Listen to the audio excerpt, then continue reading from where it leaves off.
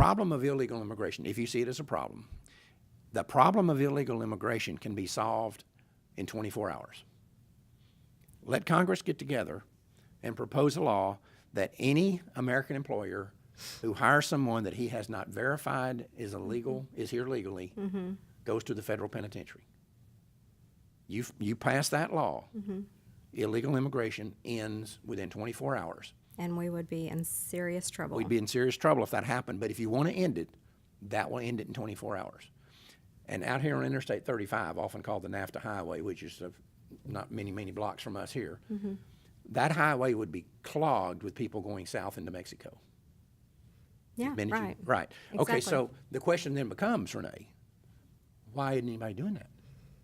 Because we can't afford to do it. We can't afford to do it, first off. We're already in debt. And one of the reasons that we can't afford to do it is because, first off, there are people in this country, companies, organizations, corporations that need that cheap labor. Let's just be realistic here. That's what they need it. And then there's also, I think what you were getting at a minute ago, there's a government component to this. Most people think that the vast majority of illegal immigrants don't pay Social Security tax or don't pay income tax. That's not true. Most of them operate on fake Social Security cards. They don't. It's not that they don't. That they just show up and somebody hires them. They have a fake Social Security card or a fake number that they used. And what this means is they pay money into the Social Security system that the federal government knows they'll never get out. So in other words, the government's taking this money in. Right now, you're paying into the Social Security system. I've been paying into it since 1964. That's a long time. It's a long time. Well, I'm old.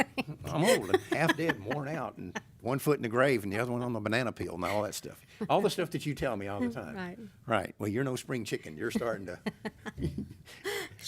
Yeah, right. Anyway, but the theory behind it is you pay in, and then when you retire, you start getting that money back, right? These Hispanic workers that come here from Mexico illegally and get a job on a fake Social Security number, pay that money in, they're never going to get a nickel back as long as they're illegal. Right. So the government has a vested interest in keeping them illegal. The minute they become legal, you have to start giving them their money back. Well, and they don't have to pay all of that much in because they've learned to do their exemptions a little bit differently, where they've got about 10 or 15 kids. Well, yeah, well. But the fact is, they pay in Social Security, not into Okay, that's federal. income tax. Yeah, right. They pay into Okay. Social Security. Okay. That money is set, and they never get it back.